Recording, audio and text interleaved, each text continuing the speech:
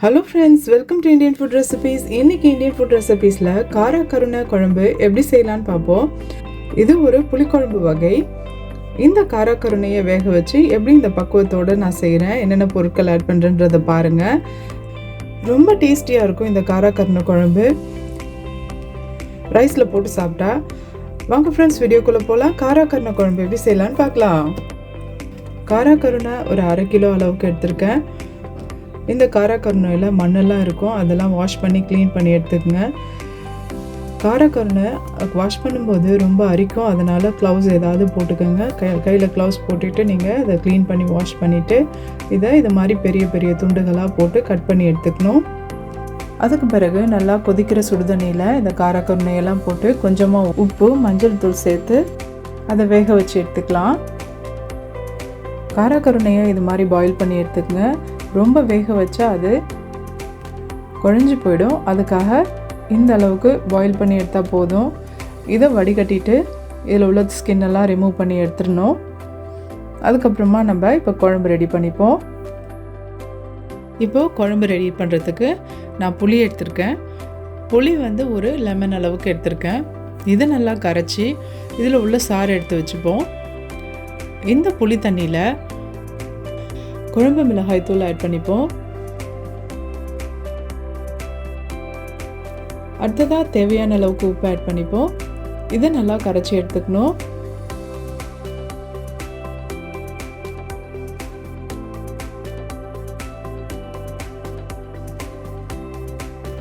இப்போது தாளிக்கு தேவையான பொருட்கள் என்னன்னு பார்த்துடுவோம். வெங்காயம், சின்ன வெங்காயம் இது மாதிரி 2-3 துண்டுகளாக போட்டுக்கணும். அடுத்தது தக்காளி, பாதி தக்காளி, ஒரு 6-7 பூண்டு பல் எடுத்து நல்லா அதை இது மாதிரி சாப் பண்ணி சின்ன சின்ன பீஸாக போட்டு வச்சுக்கணும். இப்போது வானலில் கடலை எண்ணெய் ஊற்றிருக்கேன். அது கொஞ்சம் சூடானதுக்கப்புறமா வடகத்தை போட்டு தாளிச்சுப்போம். வடகம் நல்லா பொரிச்சது பிறகு பூண்டை அந்த எண்ணெயில் போட்டு நல்லா பொரிச்சு விடணும். அது பொரிச்சதுக்கு பிறகு வெட்டி வச்சுருந்த இந்த வெங்காயத்தை எடுத்து வெங்காயம் கோல்டன் ப்ரௌன் வர அளவுக்கு வதக்கி விடணும்.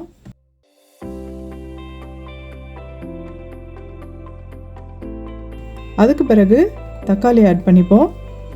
தக்காளி நல்லா வதங்கினதுக்கு பிறகு நம்ம ரெடி பண்ணி வச்சுருந்த இந்த குழம்பு கரைசலை இதில் ஊற்றிக்கலாம். இது நல்லா கொதித்து வந்ததுக்கு பிறகு சிம்மில் போட்டு ஒரு 5 நிமிஷத்துக்கு கொதிக்க விடணும்.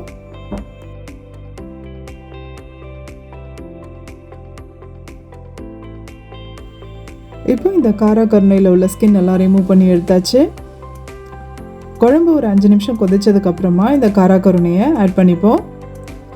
இது நல்லா கலந்து விட்டுட்டு கொதிக்க ஆரம்பிக்கிற வரைக்கும் வெயிட் பண்ணணும். கொதிச்சதுக்கப்புறமா சிம்மில் போட்டு ஒரு 15 நிமிஷம் இதை வேக விடணும். 15 நிமிஷம் நல்லா கொதிச்சா குழம்பு நல்ல டேஸ்ட்டாக இருக்கும், வாசனையாகவும் இருக்கும். இதை மூடி போட்டு வச்சுடுவோம். இப்போ நல்லா குழம்பு திக்காயிடுச்சு பாருங்கள், சூப்பராக இருக்கும். நீங்கள் ரைஸோடு சேர்த்து சாப்பிடும்போது குழம்பு இப்போ கொதிச்சிடுச்சு.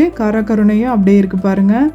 ரொம்ப வேக வச்சா அது கரைஞ்சி போயிடும் குழம்புலையே, அதனால் இது மாதிரி ரொம்ப வேக வைக்கக்கூடாது. ஃபஸ்ட்டே நம்ம வேக வைக்கும்போது அது கரெக்டான பக்குவத்தோடு பார்த்து தான் வேக வச்சு எடுத்துக்கணும். அப்போவே ரொம்ப பாயில் பண்ணி எடுத்தோன்னா அது நல்லா குழஞ்சி போன மாதிரி ஆகிடும், குழம்புல கரைஞ்சிடும்.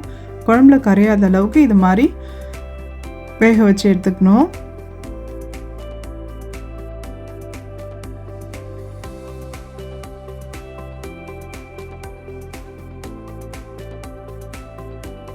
இதை நீங்கள் வீட்டில் ட்ரை பண்ணி பாருங்கள். கூடவே 2 அப்பளத்தையும் பொரிச்சு வச்சுக்கோங்க, செம்ம டேஸ்ட்டாக இருக்கும்.